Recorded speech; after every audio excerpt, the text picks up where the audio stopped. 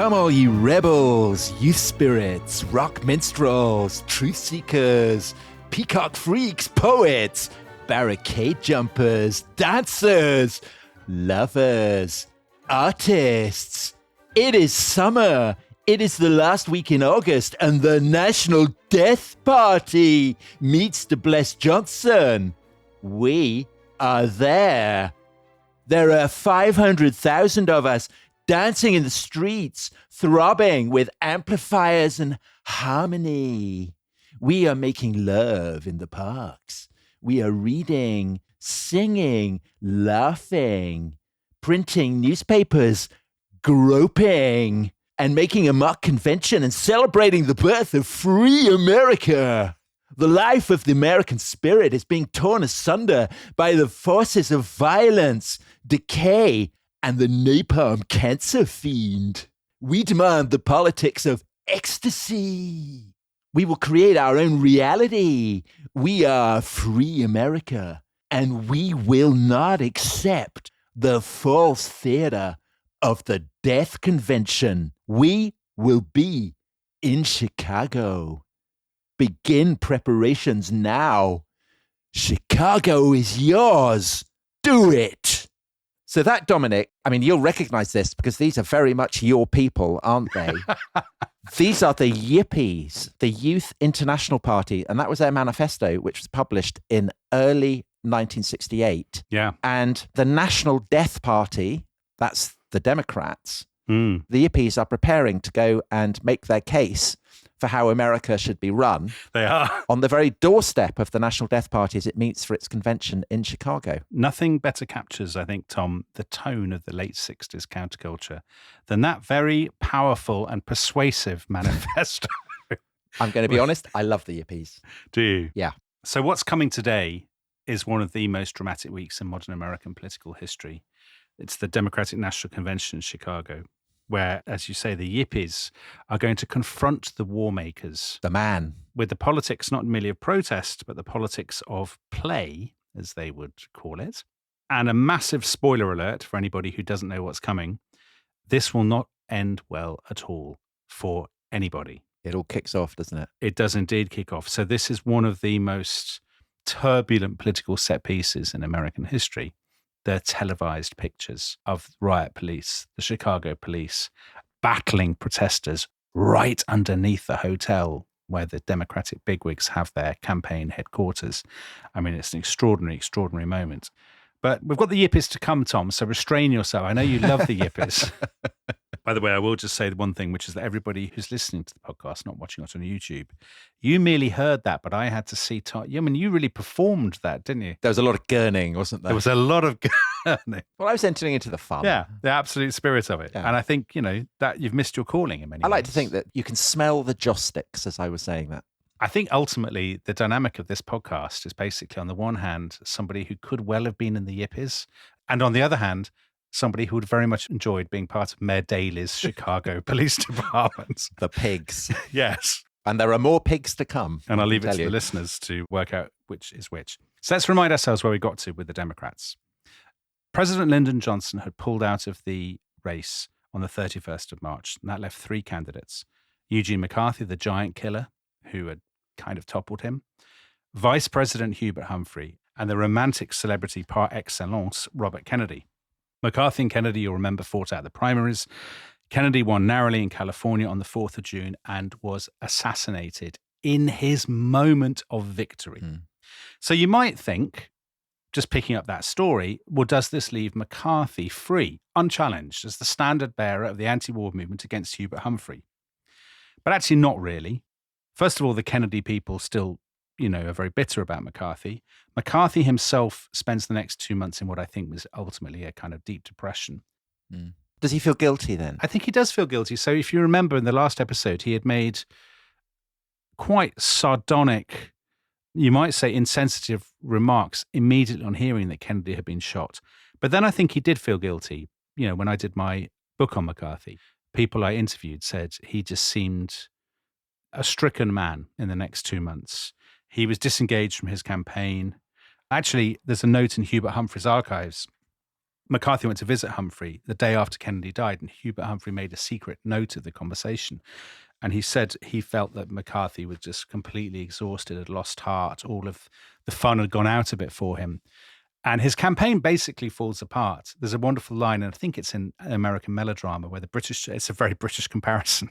They say of McCarthy's campaign, it degenerated into a cross between a girls' boarding school and an Oriental court. Yeah, that is a very British comparison. Which is a very British comparison. So his marriage is kind of breaking down under the strain of the campaign. Things aren't good for McCarthy. So this leaves Humphrey, really, it's very clear by midsummer that he's going to be nominated by the Democrats. And to remind ourselves who he is, because he's a kind of presence off stage throughout this story. He's the former mayor in Minneapolis. He was an absolute liberal titan in the Senate. He was key in passing loads of civil rights legislation. But he has been Lyndon Johnson's eunuch since 1964 and has sort of turned himself into a very implausible defender of the president's Vietnam War policy. Well, he hates it, doesn't he, secretly? Yeah. But he feels bound by loyalty to stand up for it. So it's a horrible position for him to be in. He's in a terrible position. And the thing is that makes it such a terrible thing is that in many ways, Humphrey is such a likable person. He's very optimistic. He's very cheerful. He's very earnest. He's quite uncool by late 60s He's standards. like the protagonist of a 1950s American sitcom, isn't he? Yeah, very much. Yeah. He's quite Dickensian. I think he could be like a Mr. Cheeryble or something. Big jolly man. He's jolly. He's kind-hearted. He's a do-gooder. Yeah. He's a philanthropist kind of character, all of that kind of thing. It was later said of him that he was forced onto the party by the corrupt party bosses. That's not really true. He is the party favorite. The polls always show that most rank-and-file Democrats actually really liked Humphrey. And he's very popular with the unions, isn't he, as well? And he's very popular with the trade unions and the city bosses because he's been there for so long and he's great at kind of firing up a crowd. And he understands the kind of bread and butter issues that Democrats have always wanted. But unfortunately, in the climate of 1968... he's not groovy. He's not groovy at all. So he is probably going to be nominated in Chicago. Now, let's talk about Chicago.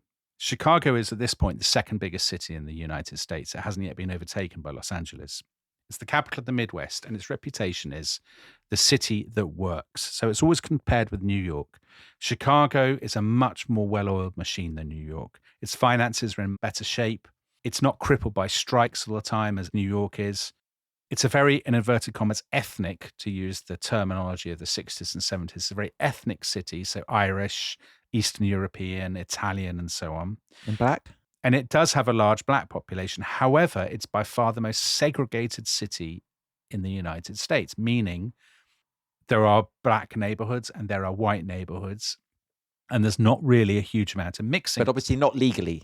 Exactly, de facto rather than de jure. So when Martin Luther King had gone to Chicago in 1966 to try and urge kind of housing integration, he had been really shocked by the hostility in Chicago, and he had said this is worse than anything in the South. Now, all of this is controlled by one man, Mayor Richard J. Daley. He's going to dominate this story in many ways. He is the Democratic Party in Chicago. He's from a working-class South Side Irish neighborhood. His father was a sheet metal worker. His mother was a Catholic church volunteer. He'd worked his way up the Democratic Party ladder. He's a bright boy. He's very ambitious. He's a hard-nosed operator. And in 1955, he had become mayor, and he controlled everything in the city. He's one of the last of the great big city American mayors. He's a man for whom the word boss is basically made. Totally, exactly. He is the quintessential Boss Daley. Boss Daley, city boss. He controls every job, every elected official. Does he smoke fat cigars? Massive, I would imagine, yeah. I mean, he basically looks like a cigar. He's like a walking cigar. But he's the working man's friend, right? So ever since the New Deal, when federal money has come into Chicago, it's Mayor Daley who basically dispenses it to working class neighborhoods. And presumably to organizations that are chiefly staffed by working class people, including the police. Exactly so. Exactly. Now, to high-minded people, outsiders, they regard him, especially in the climate of the late 60s, as an anachronistic and ultimately both sinister and comical person. So Norman Mailer, in his book, Miami and the Siege of Chicago, which is a brilliant book about the conventions of that year, he says of Daley looked like a vastly robust old peasant woman with a dirty grey silk wig. Good description. Which is not entirely untrue, it has to be said. So Daley had lobbied very hard for the convention to come to Chicago. He wanted it for prestige. He wanted it for the $30 million that it would bring into the sort of Chicago tourist industry. And he's very close to Lyndon Johnson. So he has benefited from the Great Society and all the federal funds coming in. Like Johnson, he's a hawk on Vietnam. He talked to Lyndon Johnson's biographer, Kyle Orton. Daley probably talked to Johnson 15 times in the first few months of 1968. Daley was horrified when Johnson withdrew. And Daley is thinking that since the convention is in his city and he will have a lot of control over it, maybe he can use it to get Johnson to reconsider. Right. And get the convention to draft Johnson in as a candidate, even though Johnson has supposedly withdrawn. And is that because there's a political alignment, or is it a kind of fact that they're quite temperamentally quite similar political figures, do you think? I think a bit of both, actually. I think they're both at this point on the kind of hawkish wing of the Democratic Party. But I think temperamentally, they're both kind of, cigar chomping bullies, even though Johnson has given up smoking. They are big men, burly men. They like nothing better than sitting up late at night with a bottle of scotch and laughing at foppish students and all this kind of thing. Neither of them are really fans of hippies. Not at all. I think it's fair to say Mayor Daley is not at all a fan of hippies. Right. Now, by early 68, it's obvious there are going to be protests at Daley's convention. So the most prominent peace group is a group called the National Mobilization Committee to End the War in Vietnam, which is better known as the MOB, a very late 60s abbreviation. And the MOB is really quite religious, kind of born out of Catholic and Quaker peace groups. I was going to say, it is a kind of late 60s name, but the tone of it is kind of more earnest. It's almost the kind of stuff that George Orwell was mocking as prune juice drinkers and all that kind of thing. Because the guy who's its guiding spirit, Dave Dellinger, he's a very Orwell figure, isn't he? He actually, I think he drove an ambulance in the Spanish Civil War, and he was a conscientious objector in the Second World War. And he brings a whiff of the 40s and 50s. He does indeed. He's from a Protestant background, pacifist background. As you say, conscientious objector in the Second World War, been around peace groups, all his life. Absolutely has that kind of mid-century earnest, improving quality. So slightly out of kilter, I think, with the more ludic atmosphere of the late 60s. And Dellinger wanted to get 100,000 people to Chicago to, as he put it, confront the war makers. The interesting thing here is, of course, there are two conventions that year. So the Republicans are meeting in Miami, but it never occurs to them to go to Miami because it's the Democrats who draw their ire. I think for two reasons. One, obviously, the Democrats are in power. But two is there is something more offensive about the people who are supposedly meant to be on your side. On your side. So it's very much, I think, reminiscent of the protests against Joe Biden and Kamala Harris this year. About Gaza. About the Gaza, exactly. That the ire is directed at them and not at kind of Donald Trump and the Republicans. Anyway. Now, the MOB have a rival. There's another group that are planning to go to Chicago, and this is the group that produced that lovely manifesto that you began with. The Yippies. And these are the Yippies. So the two big guys in the Yippies are Abby Hoffman and Jerry Rubin. They're both activists from Jewish backgrounds. They had been to university. Hoffman had been a student activist and a civil rights activist. Rubin had started a sociology PhD at Berkeley. The thing about Hoffman, particularly, and why he's such a contrast to Dellinger, is that he absolutely gets the technology that is available to him. So he's always doing stunts like kind of burning money on TV and things, isn't he? Yes. And he has this famous line that a modern revolutionary should head for the television studio, not for the factory. And that's basically what he's all about. Happenings, sit-ins, all this kind of stuff. You need to get on the television. Yeah. And of course, that is a lesson that he will have picked up from Martin Luther King. I guess so, yeah. The civil rights movement was all about getting on TV to some degree. Yes, staging public spectaculars in which you are the martyrs and the victims. Yes. That mobilize people behind your cause. That is the essence of Martin Luther King's strategy, I guess. Yeah, and because in 67, so the Summer of Love, it's Hoffman basically who invents the look of the hippie, doesn't he? Because he has this group called the Flower Brigade. Oh, yeah. And he's the one who says, put on the flowered clothing and the bell-bottom jeans and the headbands and the beads, the classic hippie look. And it's designed to aggravate the police, basically, kind of squares. Yes, it's designed to be a very stark contrast with the war makers, the pigs, the military-industrial complex, all of that kind of thing. So the classic image of people putting flowers in the barrels of guns. in the barrels of guns is a very kind of Hoffman, Rubin kind of image. These guys had worked together on the March on the Pentagon in October 1967, and they had led this huge protest in the center of Washington, D.C. They had gone on this march to the Pentagon, and they had chanted songs and tried to exorcise it and to levitate the Pentagon. Love it. Now, obviously, a lot of people read about this in the newspapers or saw it on TV and thought, these people are demented. The Pentagon cannot, by definition, be levitated. But it's all part of their thing, which is about silliness. Don't engage with the military-industrial complex on its own terms or the establishment politics, but challenge it through radical theatre, singing, chanting. Make them look stupid. Yes. So these guys were smoking dope one day at Hoffman's apartment in the East Village. And Dominic, they love dope. There's an awful lot of it. Yeah. Hoffman was high all the way through his wedding. Spent the whole time giggling. Well, I think he was high through a large proportion of his life, frankly. Yeah. So they're sitting with their mates in the East Village in New York City, and they come up with the idea of basically staging a fun youth festival at the Democratic Convention to show up the Democratic delegates, the politics of fun. And their friend, Paul Krasner, who's sitting around with them on kind of beanbags or whatever they're doing, says, why don't we call it Yippie? We'll be the Yippies. And then Hoffman's wife, Anita, said we should think up a different name. So for the straights, we'll say that the Yippies are actually, it stands for the YIP, the Youth International Party. And the media will take that seriously, but the kids will know that this is all just a joke. And it's a smoking. Exactly. So for the next few months, the early months of 1968, they are producing badges and posters and all with psychedelic logos. They've got a marijuana leaf, haven't they, on a kind of purple background, I think. Yeah, it's all pink and purple. Exactly. They want to get the LSD guru, Timothy Leary. They want to get the beat poet, Allen Ginsberg. They want to get kind of folk singers like Phil Oakes. They want to get these kind of slightly countercultural people to join in. Now, there is a tension in the Yippie vision because Hoffman is all about having fun. And he says, what we're going to do is we will basically have the model of the alternative society on the Democrats' doorstep.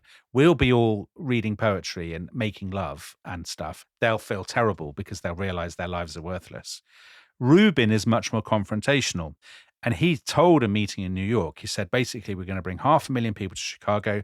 We'll camp out, we'll smoke pots, we'll dance, we'll burn our draft cards. And I quote, roar like wild bands through the streets, forcing the president to bring troops home from Vietnam to keep order in the city while he is nominated under the protection of tear gas and bayonets. Because he wants to provoke. He does. Mass violence, doesn't he? He does. He's asked about this and he says, a movement cannot grow without repression. And some people are like, really? Do we want all the bayonets and stuff? So Allen Ginsberg, the poet, says, I see bloody visions of the apocalypse. The trouble is, he always says that. So he loves Blake, doesn't he? He's always quoting Blake. So people don't listen. However, I think right from the start, there is a slight sense that if you keep talking about all this, if you say you're going to go roaring through the streets, it's unrealistic to expect the authorities not to take you seriously and to make the appropriate preparations, which is, of course, what happens. And especially when you've got a mayor of the city who'd love to have a crack at a yippie. Exactly. So their project runs into trouble, really, when Johnson pulls out because they needed the big baddie. They've lost their enemy. Then it all goes quiet. Maybe it's not going to happen. Then Robert Kennedy is shot. They say, oh, well, that proves, we were right. Rubin said rather tastelessly, Sirhan is a yippie. And they said, brilliant, we're back on. So they resuscitate their plan, all the poetry and all this stuff, and they're going to have this big march to confront the Democrats. The big problem they have is they need permits. To stage a big demonstration, you need a degree of cooperation. You have to be allowed to sleep in the park. You have to be allowed to put up your stage. All of these kind of mundane things. And they are trying to do that, but it's very clear to them that the city of Chicago has no interest whatsoever in cooperating, that Daley's people keep putting off the meetings or putting off a decision. But also, certificates and stuff, they're a bit square, aren't they? They are square, but there are people in this movement, in the underground, who know that you do need the permits, right? So the people actually in Chicago, Yippies in Chicago, become quite worried about this. At the beginning of August, one of the leading lights of the kind of Chicago counterculture, who's a journalist called Abe Peck, sends out a public letter called A Letter from Chicago. And he says, guys, the organization for this is a complete shambles. It's going to be really heavy. It's going to be very heavy. The authorities have been freaked out by the talk of violence. And he says, you know, I love a protest as much as anybody, but I quote, it is a black piece of action. It involves masquerading as the Pied Piper of peace. And he says, I'm just saying, if you're going to come to Chicago, be sure to wear some armor in your hair. Very good. Now, the thing is, nobody listens to him, and they should have done, because Hoffman and Rubin, the New Yorkers, say, oh, these Chicago people are absolute wimps and weeds. What do you expect from these provincial hicks? You know, we know better. So there's a bit of a rift between the Chicago people and the New York people. The New York people then do something, I think, very foolish. They are hoping to mobilize the African-American population of Chicago.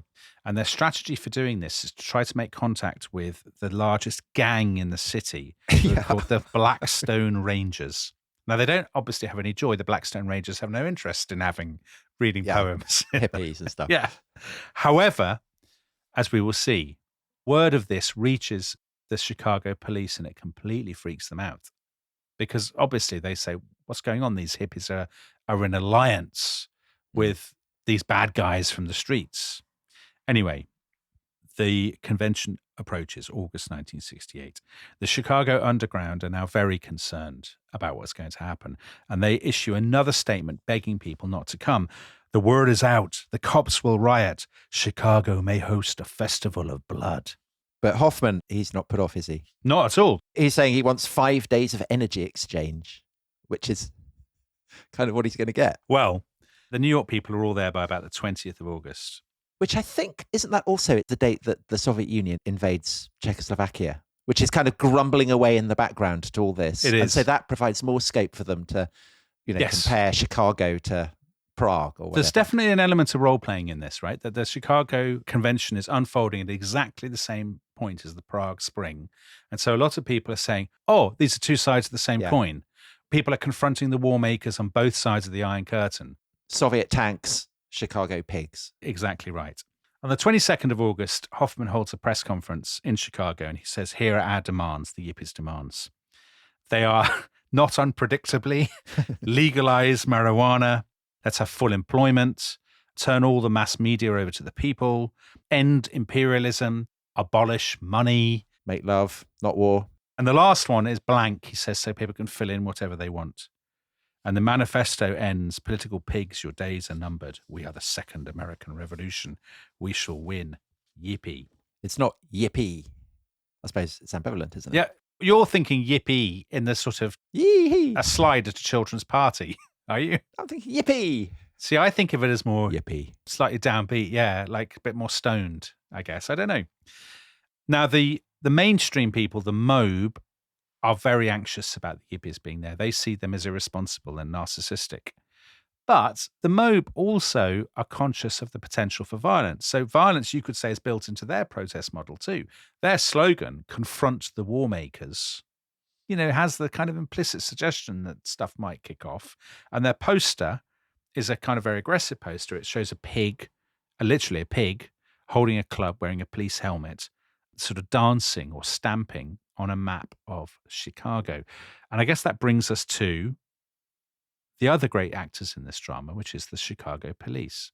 You might have the sort of stereotypical vision of the Chicago police. Oh, they're just enormous, burly men. Eating donuts. Yeah, who never smile and love cracking heads.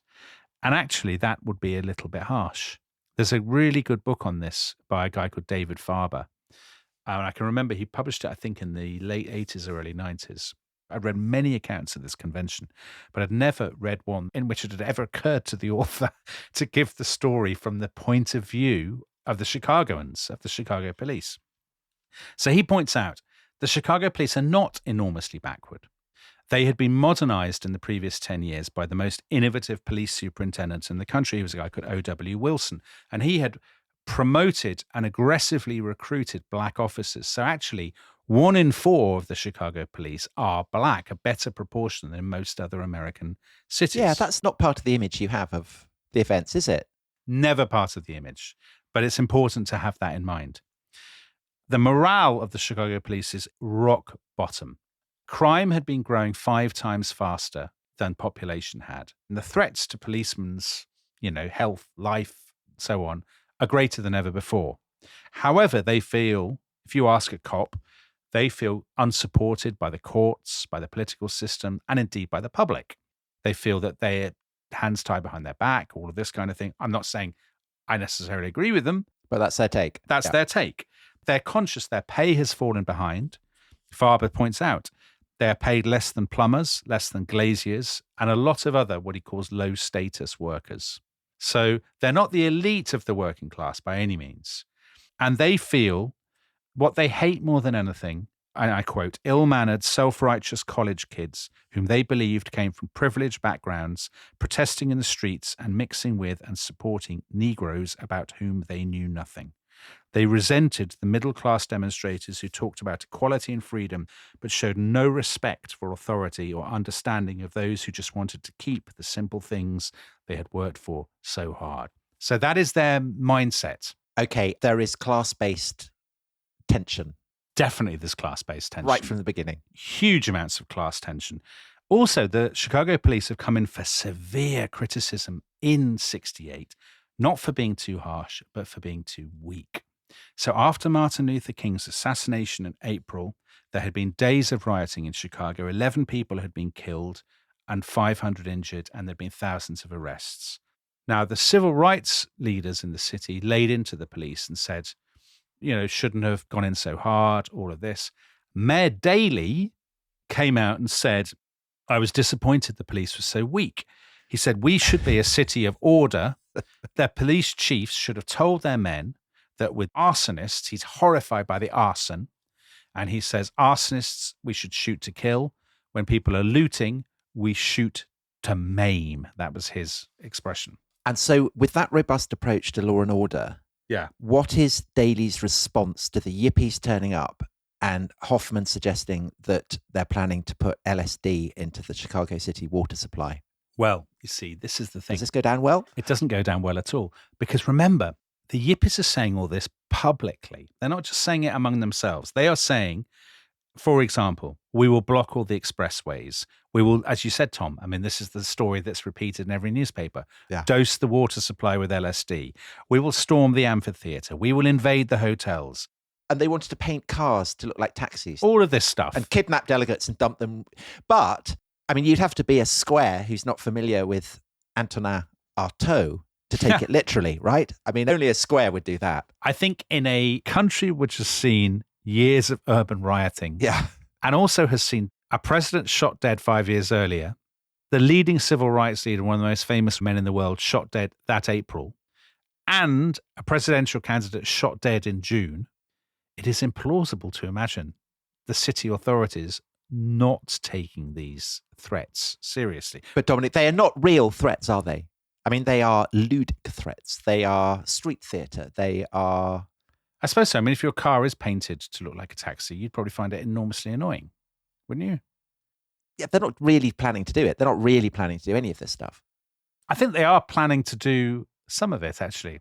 They're planning to do stunts. Because they talk about setting up mortars and aiming it at the Democrats. Yeah, they're not going to do that. It's obviously exaggerated. But it's easy for you and me, right? Of course. All these years after the event, to sit back and say, well, they are going to do this, they're not going to do that. How can Daley and his police... But it's another manifestation of this class-based tension. Because if you're kind of hip, you've been to an arts college, you've studied theatre, you know that this is obviously a joke. But if you're, as you say, a harassed police chief, of course you're not going to think it's a joke. Of course. So as August approaches, right, the Yippie supporters are kind of tooling up with flowers and books of poetry and joss sticks or whatever. But Daley's police, they are all issued with riot helmets. They're all given personal tear gas sprays. They're given a shotgun in every car. Truncheons, all the stuff. They are actually expecting an armed rebellion. One of Daley's officials says, we are looking forward to the battle of the century. So, goodness, I think we should take a break there. And when we come back, we'll find out if he's right, if we really are facing the battle of the century.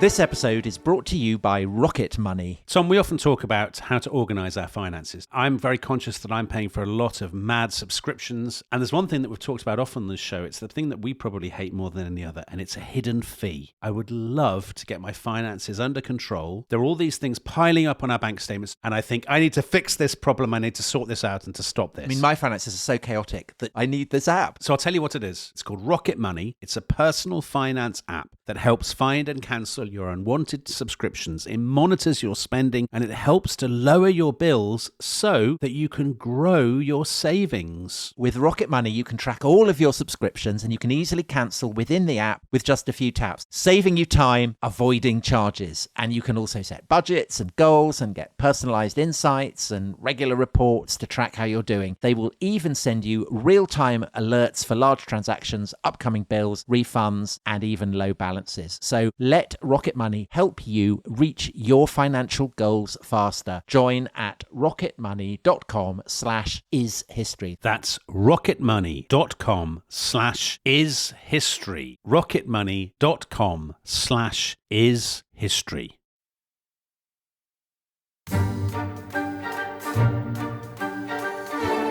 A great stillness rose up from the street through all the small noise of clubbing and cries, small sirens, sigh of loaded arrest vans as off they pulled, shouts of police as they wheeled in larger circles, the intersection clearing further, then further, a stillness rose through the steel and stone of the hotel, congregating in the shocked centers of every room, where delegates and their wives and press and campaign workers, innocent until now of the intimate working of social force, looked down now into the murderous paradigm of Vietnam there beneath them at this huge intersection of this great city.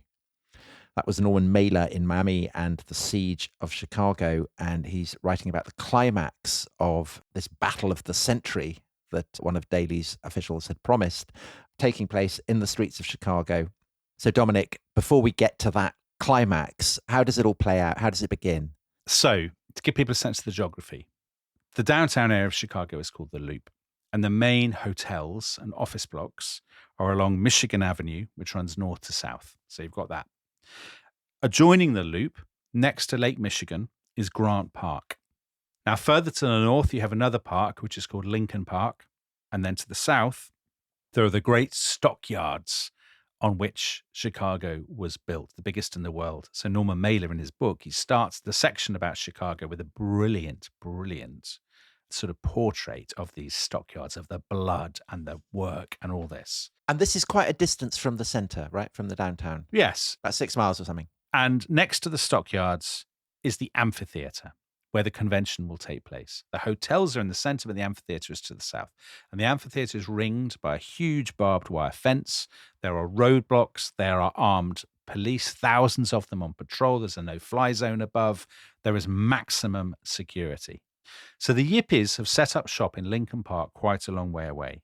And on the Friday before the convention week, they are handing out maps and flyers to people. There are only a few hundred of them, nowhere near the thousands they had hoped for. I have to say, Tom, their flyers do not suggest a terribly progressive attitude towards gender relations. Whoa, chicks who can type and spell, cats who have wheels and want to do a digger trip to feed the masses. Yeah, if you are a chick who can type, I think you might feel a little bit triggered, I believe is the word, by that, Tom. Or indeed, if you're a chick at all, whether you can type or not. So they are handing out maps of the Democratic hotels and saying, written on them, break in, break in, break in. Security precautions taken by the convention bigwigs are a farce. Again, they think this is very funny. If you're a police agent or something, you read this with a sense of kind of horror. Oh my God, they're going to break into the hotels, right? And so do you find it funny that they're also staging their own nomination battle to elect a president? Yeah. And this president is going to be called Pegasus, and he's a pig. Yes. And Hoffman, he's brought along a pretty pig, an attractive pig, a sweet little pig. And Rubin has brought along an ugly pig. Yeah. And Rubin's ugly pig gets the nomination. And he then gives a big kind of nomination speech for Pegasus, doesn't he? And he gets arrested and charged with disturbing the peace, but he then gets released. And then the next day, They've got another pig. So there's more pig-based yippie humour. Yeah. And they set him loose in Lincoln Park. And this apparently is a female pig. And this is going to be the candidate's wife. So it's going to be the first pig lady. And the police are kind of rushing around trying to catch this pig. And the Yippies are all shouting, pig, pig.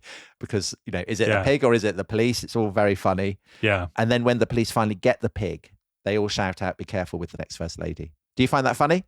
I don't perhaps find it as funny as some people do, to be brutally honest. I think it's quite funny. So in the break, Theo complained and said, you're being very kind to the police, explaining their worldview, and you're not being kind enough to the Yippies.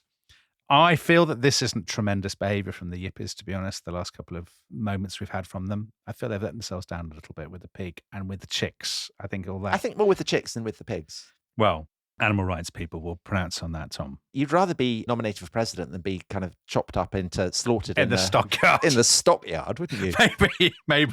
Well, I suspect that a lot of those pigs had both those experiences, to be fair. I guess. All right. So the Saturday night, the 24th of August, there's the first little confrontation with the police, really. Police wanted the Yippies to clear out of Lincoln Park by 11 o'clock. But they basically hate doing that, being told to clear out. Of course, they don't have a permit to sleep in the park, which is a big problem.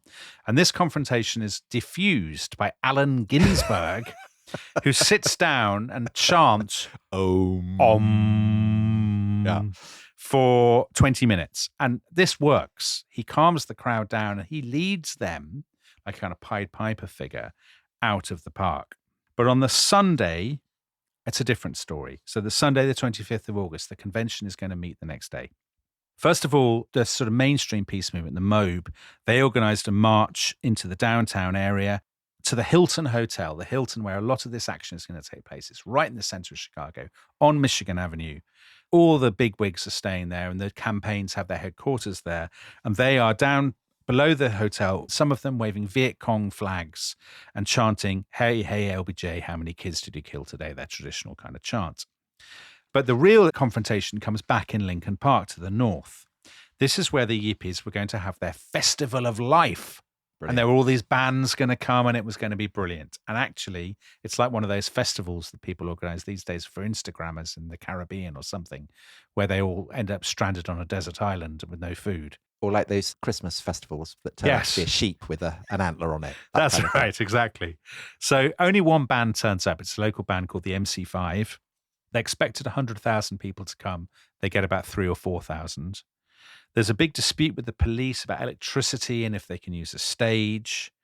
And there's a lot of tension between the crowd and the police. A lot of shouting of obscenities and the police kind of cracking heads and stuff. And as darkness falls, there is a very tense atmosphere. There's a changeover in the police shift. So a new load of police arrive and they are told by their departing comrades, it's all going to kick off this evening. You've got to be ready to crack some heads. Allen Ginsberg starts chanting Om again. And he does this. I find this extraordinary. He does it for 7 hours. Yeah, he ends up with a very sore throat. Yeah, frankly, I sometimes have a sore throat after a Rest is History live show, like the ones for which there are still tickets available in New York, Philadelphia, and Los Angeles. We don't want to look like the Yippies, do we? Am I right? Alone in an empty park. Oh, if it's like that, imagine. It'd be terrible. I'd be all right with it. I'd just sit there and do an Om. Would you? Yeah. No. I'd like to be like a presidential candidate doing that pointing thing they do at the crowd. Up. The thumbs up, exactly. That's what the atmosphere will be like. So at 11 o'clock, we're on the Sunday night here.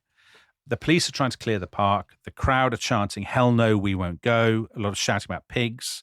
And at about midnight, for the first time really in this story, the police discipline breaks. And they just start clubbing people, beating them to the ground. And this continues for some considerable time. And ultimately, it descends into total and utter chaos. Is this the point where Hugh Hefner comes out of his mansion and gets hit on the head by a pig? Oh, I didn't know that. With a club. And he's so cross about it that he then pays for the publication of a book on police brutality. Really? I think it is around this time. Surely he's been cancelled, has he? Well, he's got a big mansion in Chicago, I think. Has he? Okay. I think it's around this time. So now things really do kick off in the small hours of Sunday to Monday. The police go berserk. They're attacking reporters, photographers, medical volunteers from the peace movement. They are spraying their mace. They are hurling kind of tear gas grenades everywhere. Some of them take off their badges at this point. It's the first time they've done this in the story, and they're hitting people with clubs. There are helicopters buzzing overhead. There are people shouting, clear the streets, clear the... it's total kind of... Gotham City. Very Gotham City. Now, Jerry Rubin is watching this, and he says to a friend, this is fantastic. This is fantastic. And it's only Sunday night. They might declare martial law in this town. Because that's what he has always wanted. He likes the thought of confrontation. Hoffman doesn't. He wants it to be more playful, but Rubin kind of likes the thought of a lot of this. So about 1,000 people managed to get out of the park.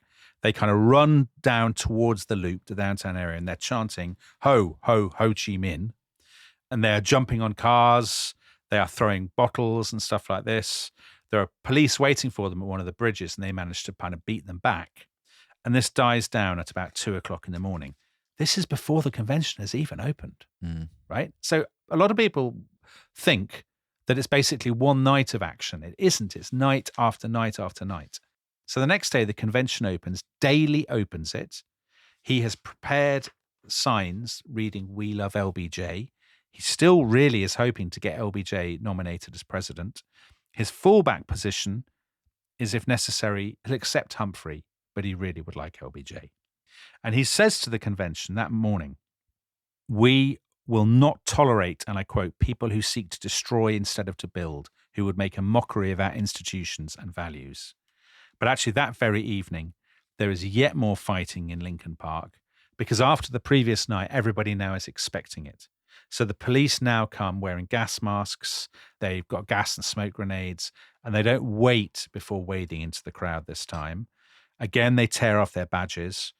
And again, there is a sense that all the rules have been suspended, that they are beating people, especially women. They target women a lot. Why is that? Well, women are less likely to fight back, so they're easier targets. But also perhaps there is a sense of, frankly, sexual aggression to it. Right, okay, yeah. They will target, a girl in a very short skirt. They'll beat her to the ground, and they get a sort of kick out of doing it, I guess, groups of policemen. Yeah, okay, yeah. And there are lots of stories about them smashing people's cameras and all of this kind of thing. And then at the end of that confrontation, there are stories about police having ripped off their badges, going through the streets, and they slash the tires and smash the windows of cars with "McCarthy for president" bumper stickers. Right. In their minds, right, the McCarthy campaign, civil rights, beatniks, peace protesters. Do you know, actually, I think this is when they beat up Hugh Hefner. Right, okay. Like in a dressing gown. Yeah. Give him a crack. Oh, definitely. If the man in a dressing gown, looking foppish, came out of his nice townhouse. With bunny girls. Yeah, whack him. I mean, you'd be mad not to. So Tuesday, the 27th of August, is Lyndon Johnson's birthday. He's celebrating it in Texas, but I think there's a part of him, a considerable part of him, that is hoping to get a call from Mayor Daley saying they've come to their senses. They're going to nominate you. And of course, they're not. Would he have accepted, do you think? I think Johnson is an enormous egotist. I think he would have found it hard to resist, actually. If they came back crawling to him and said, "Please, Mr. President, will you?" Yeah, I think he might well have done. But it's not going to happen, because actually what's happening is the convention has degenerated into a massive argument about Vietnam policy between the kind of anti-war delegates of Kennedy and McCarthy and the kind of Humphrey loyalists. And there's also a big argument, actually, which we won't go into, which is very kind of Labour Party in Britain circa 1981, about the party's internal procedures, which takes an enormous amount of time and effort, but I don't want to drive away all our listeners. So by this point, all the major news organizations have already complained to Daley that their men are being beaten up.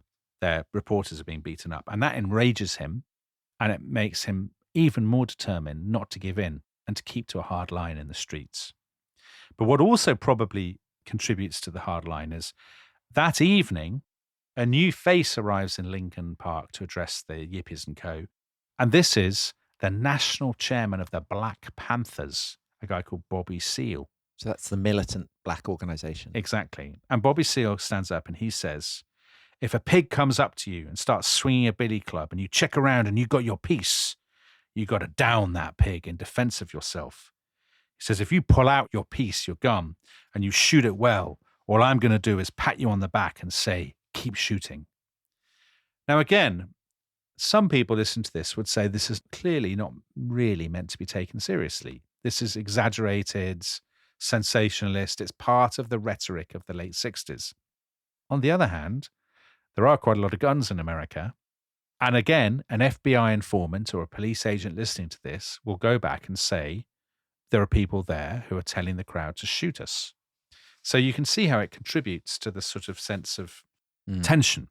But actually, that evening is not quite so bad. The police have now brought out a special tear gas dispensing machine powered by a garbage truck, which basically pours out tear gas in the streets of Chicago.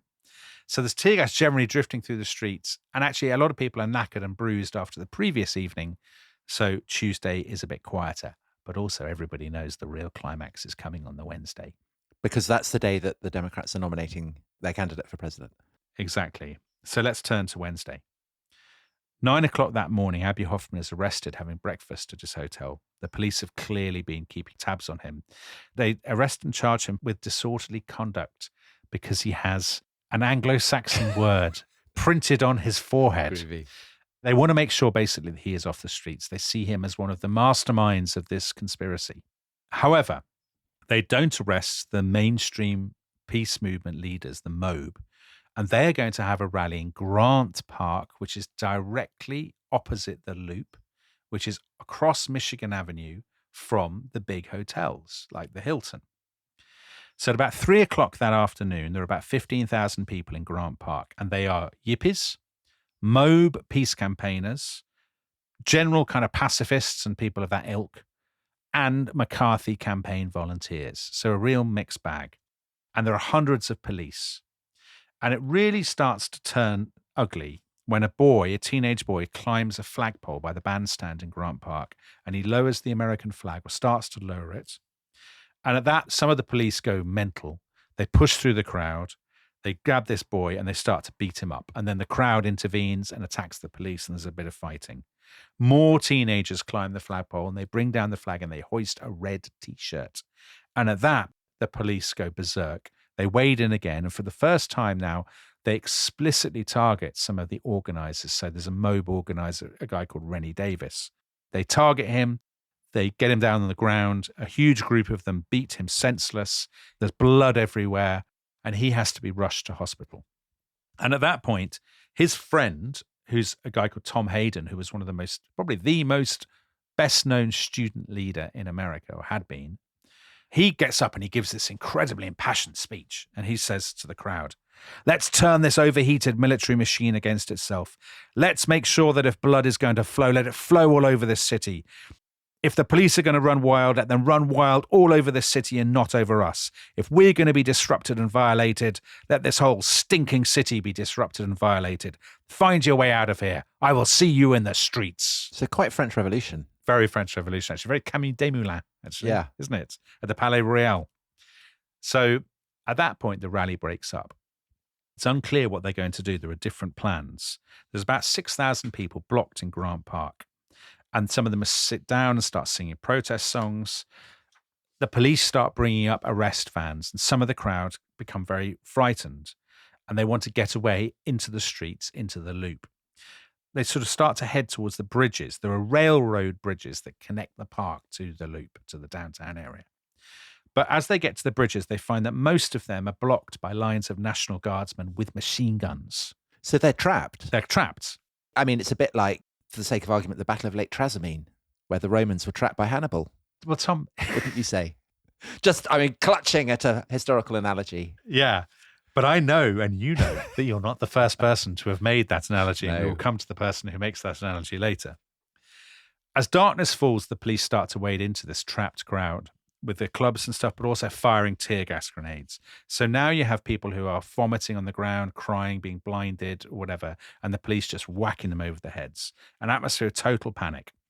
And now you have tear gas drifting west from the park, over the bridges, towards the Democratic hotels on Michigan Avenue. Eventually, the crowd finds one bridge that has been left unguarded, Jackson Drive. So for people who know Chicago, it's between the Art Institute and the Symphony Center. So it is right in the heart of kind of institutional Chicago. The crowd floods over the bridge onto Michigan Avenue. And here they find a very bizarre sight. In front of them is a 3-wagon mule train that is being sort of shepherded along the street by Martin Luther King's friend, Ralph Abernathy. So people who listen to the Martin Luther King podcast will remember the Poor People's Campaign. Oh, yeah. King's great project, right? Abernathy has brought this mule train to symbolize poverty. With these wagons with mules, he's brought them to the center of Chicago, a very bizarre and incongruous Yeah, sight. because it must come as quite a surprise to Yippies and police alike, I would imagine. Yeah. You've been shouting about like pigs and stuff. Suddenly it's a little house on the prairie. You've been tear gassed and then suddenly, exactly, run over the bridge and there it is. And they do have a permit to go all the way down to the amphitheater as a reminder to the delegates of poverty in the heart of America, right? And they're moving very slowly under police guard.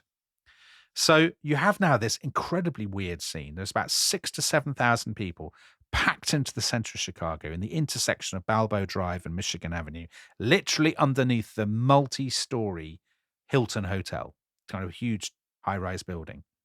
And they're chanting, "Dump the hump." There's these mules. They're surrounded by police. Tear gas.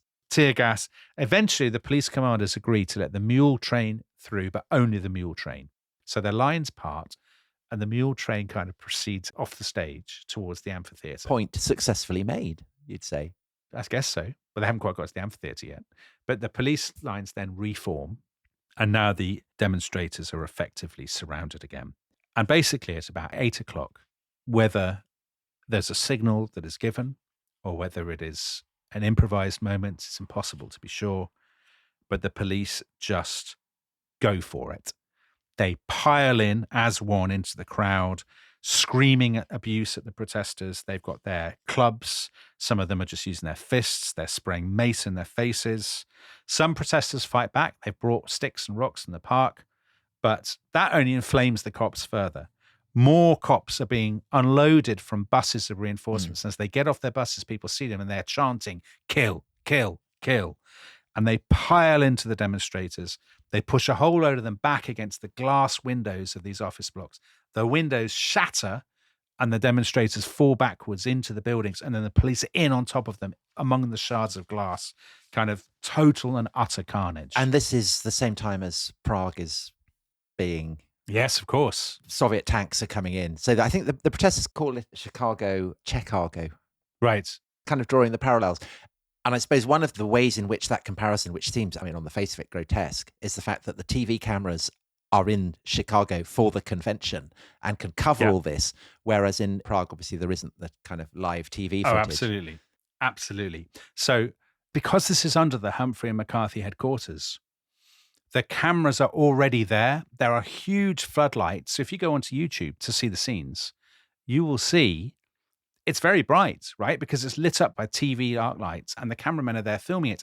And the police are attacking the cameramen as well and press photographers and things as part of this general chaos.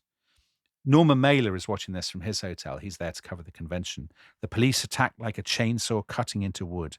The teeth of the saw the edge of their clubs. They attack like a scythe through grass. Lines of 20 and 30 policemen striking out in an arc, their clubs beating, demonstrators fleeing.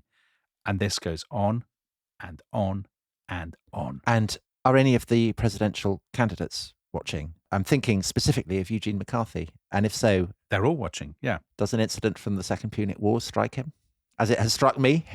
So McCarthy is up on the 23rd floor, and he's looking out of his window, and he says at first, "It's incredible. It looks like a Bruegel." And then he says to his aides, "It reminds me of the Battle of Lake Trasimene." There you go. Which he actually later amends, Tom. To the Battle of Cannae, doesn't he? To the Battle of Cannae, exactly. Which even worse slaughter. Now, the thing is that you think this is tremendous, but actually his campaign staff were horrified by this. They thought it showed his detachment and his aloofness, that he was too busy thinking about Punic War parallels, and actually he should have been, weeping or... Well, I think that reflects badly on them. You're clearly, despite all your talk, you're not at one with the temperament of the late 60s, are you? You're more Eugene McCarthy-like. No, I think that when a parallel from the Punic Wars hits you, it hits you. You go with it. Well, maybe. There are times when people don't want to hear a parallel from the Punic Wars, clearly. And we'll fool them. His volunteer headquarters, which was down on the 15th floor, was later turned into a makeshift hospital for the wounded. They brought up protesters. And McCarthy did go down to visit the wounded. And later on, his volunteers went to sing songs with the demonstrators and express solidarity with them. Hubert Humphrey, on the other hand, he's higher up, he's on the 25th floor, and he's not watching these scenes, actually, because he has been affected by the tear gas, which has come up through the air conditioning. Unbelievable, isn't it? And he has had to retire to the shower to basically try to wash out the sort of tear gas and stuff. And that's why the story of 1968 is such an amazing one to tell, that throughout it, there are these unbelievably vivid metaphorical scenes that combine colour with the grotesque. Yeah, completely. Because, right, this has been happening on the very night their delegates are nominating their candidate for president. So the campaign, this incredibly dramatic campaign, is reaching his climax at this moment. So at the amphitheatre, there are now 3 candidates. There is Humphrey, there is Eugene McCarthy, and there's also another senator from South Dakota, George McGovern, a former historian, who has basically stepped forward to inherit Kennedy's delegates, so the front man for the Kennedy campaign. And the first footage of the fighting appears on network TV at about 9:30 that evening, and the delegates can't believe it. I mean, they're watching the cops in riot helmets just beating the living daylights out of defenseless people on the ground. And Senator Abraham Ribicoff, who's from Connecticut, has got up to the platform to nominate George McGovern for president. He's seen the scenes, he's heard the news, and it's an incredible moment if you watch the footage. He looks directly at Mayor Daley and he says, "With George McGovern as president of the United States, we wouldn't have to have Gestapo tactics in the streets of Chicago." And Daley and the Illinois delegation at that go completely berserk. At first, if you watch the footage, Daley clearly laughs contemptuously. And then it's as someone has flicked a switch and Daley loses it and he shouts, you son of a, you lousy mother, go home."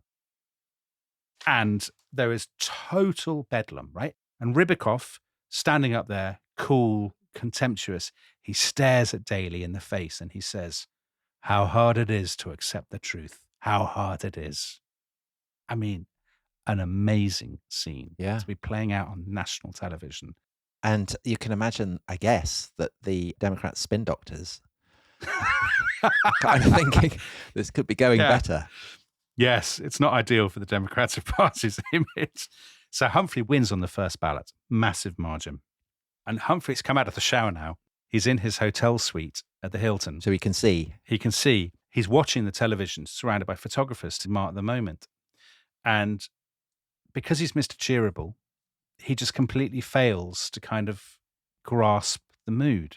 So his wife's face appears on the screen. She's down at the convention at the moment that he wins. And he says, "Oh, how pretty you are. I wish you were here with me now." And he kneels down and kisses the television screen with her face on it. And photographers take pictures of this. Now, it's a very sweet moment in one sense, but for him to be doing that while down below, there's this police riot, glass, tear gas. You could say that he is conjuring up the warmth of the traditional American way. Well, you could, yeah. Apple pie, all that kind of thing. Of course you could. Which I guess will be his pitch, won't it, when it comes to actually running for the presidency? Yeah, but that pitch is totally drowned Yeah, out. I get it. I'm just trying to stick up for him. I quite like him. I like him. I feel sorry for him. The next morning, you know, when the breakfast news, which everybody watches, NBC they did a montage and they intercut scenes of Humphrey's delegates, Humphrey's supporters cheering and laughing and singing. They intercut it with footage of demonstrators being gassed and being beaten up on Michigan Avenue. The two things had not actually happened simultaneously. The beatings had happened much earlier, but the TV networks gave the impression they had happened at the same time. And that was unbelievably bad publicity for Humphrey. Mayor Daley went ballistic. He went on CBS and he said to Walter Cronkite, "We were fighting terrorists." He says, "I had intelligence that they were planning to assassinate the Democratic candidates. We've had 3 people shot in the last few years." No, it's not true. He'd made that up. The trouble is the Yippies have said so many incendiary stuff, lurid and sensationalist things. It's hard for anybody to be certain who doesn't understand. It's easy for us We Okay. know that the Yippies are all about dope and about talking nonsense. And there had been lots of assassinations. So there have been assassinations. Yeah. McCarthy that afternoon went and talked to demonstrators in the park. He said, "You're the government in exile." And he read them a nice poem. That's quite yippy, isn't it? Well, it was a poem by his friend Robert Lowell, who is a kind of very kind of New England, Harvard kind of poet. Yeah, of course. Tweed. Yeah, very tweed. Very tweed. Not the vibe. Not quite the vibe. But I think, if you like poetry, it's nice to have some on the show. That evening is Hubert Humphrey's moment. So he finally gets to make his speech. You could not imagine worse circumstances to make your speech in. He starts his speech by talking about his sadness at the violence. He doesn't really do sadness. So when he first announced his candidacy, he had said he was going to bring back the politics of happiness and the politics of joy. But obviously he can't play that card now, right? He has to look sad and somber. He actually, I hadn't realized this until a couple of days ago, he does a Margaret Thatcher. He reads the, "Where there is discord, may we bring harmony." He reads that so-called St. Francis of Assisi prayer, which St. Francis of Assisi never said. But he doesn't use a good translation, so it's not as powerful. And also he doesn't do a good Margaret Thatcher impersonation as I do. So a further disappointment for the Democrat delegates. Yeah, that's the real disappointment for the Democrats this week. But anyway, it's been a complete and utter nightmare for the Democrats. It confirms every suspicion that they are the party of chaos, the party of disorder. They are disunited. The images that all Americans take from this convention are of violence and people screaming and sobbing in the streets and so on and so forth. The interesting thing, though, Tom, I know you'll say this is a Sandbrook bingo point. Yeah, I do. I know exactly what you're going to say. The public side overwhelmingly with the police, not with the demonstrators. So Daley had 100,000 letters of support and 5,000 letters of criticism. And the polls showed that only 10% of the public thought the police were too harsh. And more than double that thought they weren't harsh enough, which is kind of unsurprising, I guess. Well, I mean, so just to ask, to what extent were the public aware of where the Yippies were coming from? I mean, had any of this kind of joyous, ludic riot banter, had it filtered through at all? Probably not massively. In their minds, I think, if you're not somebody who massively follows the news, you turn on your TV and you see... And there's a bloke with long hair like a girl. Right. All that. Yeah. But having the living daylights beaten out of him by the Chicago police. And you're shocked by the violence, but probably there are a lot of people, well, we know there are a lot of people who say, yeah, I don't like to see it, but what do they expect? Okay, but why? Because the violence is so extreme. Yeah. I don't see what it is about the Yippies or the protesters or whatever that is so offensive that people would say, oh, well, they've had it coming. I think because it comes in a climate of a year that is, to a lot of people, very frightening and very disorderly, right? Assassinations, urban riots. So there's a backlash mood. There is a law and order mood. So like the people pulling down the American flag or dressing up as the Viet Cong or whatever. Is this cutting through? I mean, are they being seen as completely unpatriotic? Undoubtedly. Okay. So that does cut through. Absolutely, that has cut through. So there is a sense, certainly from 1967, I would say, onwards, that the peace protesters are people who burn American flags, that they are long-haired, that they take drugs. A lot of this may be very unfair, and there are people in the peace movement who are very conscious of this and say, this is media distortion. And actually, there are parts of our movement that don't do our movement a great deal of good because the levitating the Pentagon and chanting songs and stuff. Yeah. So there are still Quakers and stuff. Yeah, there are still people who say, come on, the point is to win over Middle America, and we are not doing that. But the mood of the moment is wave a Viet Cong flag, chant ho, ho, Ho Chi Minh. So here's the thing, right? Imagine you are from a Middle America community in Iowa or somewhere, and boys who've gone off to fight in the Vietnam War. And then you turn on your telly. Long-haired college kids. Chanting the names of the opposition. Yeah, I get it. I think that's the problem. I mean, this is actually a moment, you could argue, from which all subsequent protest movements either have learnt or should have learnt. Yeah. I mean, it's the founding moment, isn't it? Yeah, absolutely. It's what you do. The contrast is obviously with the civil rights movement earlier in the decade, where they wear suits, they work really hard, and it's not an accident they do it self-consciously. Martin Luther King and his allies think really carefully about how to appeal to, as it were, the silent majority, the broad mass of the American people. I don't think Abbie Hoffman and Jerry Rubin gave the broad mass of the American people any thought whatsoever. Because they despise them. I guess so, yeah. I mean, the civil rights movement shares, they share Christianity with the vast mass of the American people. Yeah. But the peace protesters, despise all of that. They want to burn it all down. Yeah. Let's tie up the story. 7 people were charged by a grand jury in the U.S. District Court for Illinois with using interstate commerce with intent to incite a riot. And these were the so-called Chicago 7. So Abbie Hoffman and Jerry Rubin, Bobby Seale of the Black Panthers, though he was declared a mistrial, Dave Dellinger, Tom Hayden, Rennie Davis, and so on and so forth. And they turned the trials in 1969 to kind of political showpieces, denouncing the judge, all of this kind of thing. They were acquitted of the conspiracy charge, but then convicted of other offenses. They did spend time in prison, but those convictions were eventually reversed on appeal. So that is the story of the Chicago 7, which was a kind of Netflix or something. No, it's a film. Yeah. Good film. Theo must have seen it because he was absolutely bleeding-hearted at halftime, shocked that we were given the police's point of view. But back to the story of the politics of 68. Hubert Humphrey, now nominated, leaves Chicago in absolute despair. He said later he felt that politics had become polluted and destroyed in the course of the year. He'd been very offended, hadn't he, by the bad language used in front of ladies? Yes, I think rightly. I don't agree with using bad language in front of ladies myself. So he is trapped. He is totally trapped, poor old Humphrey, by his fealty to Johnson and to the war. He feels he can't break with the president and he can't break with the administration's policy, but how else can he possibly bring his party together? However, the one thing I should say about Humphrey, all his life he has been a fighter. He's a hardened campaigner.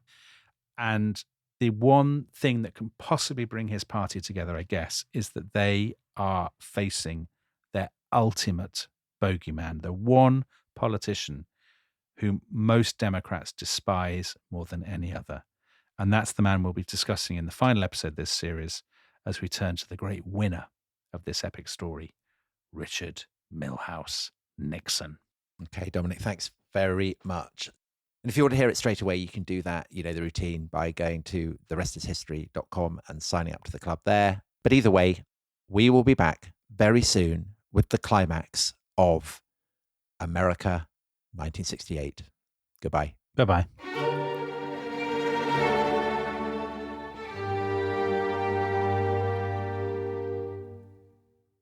The new year brings new health goals and wealth goals. Protecting your identity is an important step.